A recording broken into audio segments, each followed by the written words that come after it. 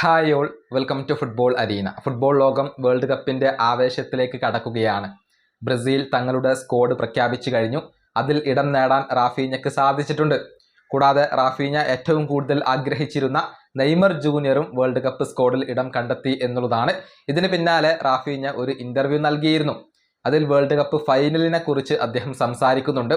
അതായത് lamin യമാലിന്റെ Spain world cup ഫൈനലിൽ വന്നാൽ അത് തങ്ങൾക്കൊരു പ്രശ്നമാവില്ല.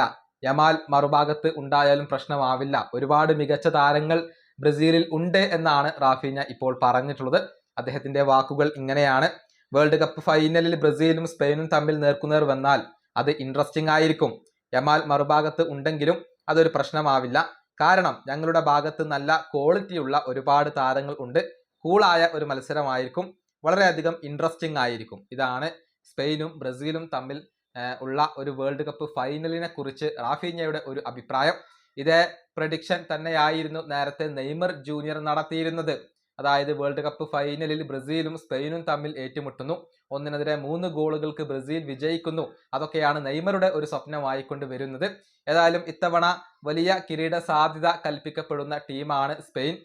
ഒരുപാട് മികച്ച താരങ്ങൾ അവർക്കുണ്ട്. ബ്രസീലും കിരീട ഫേവറേറ്റുകളാണ്. ശരിയാണ്, കഴിഞ്ഞ ഖത്തർ വേൾഡ് കപ്പിന് ശേഷം അത്ര വലിയ മികവൊന്നും ബ്രസീൽ പുലർത്തിയിട്ടില്ല. പക്ഷെ എല്ലാ കാലത്തും വേൾഡ് കപ്പിലെ കിരീട ഫേവറേറ്റുകളിൽ ഒന്ന് അത് ബ്രസീൽ തന്നെയായിരിക്കും. ഈ വീഡിയോ അവസാനിപ്പിക്കുന്നു. അടുത്തൊരു വീഡിയോ കാണാം.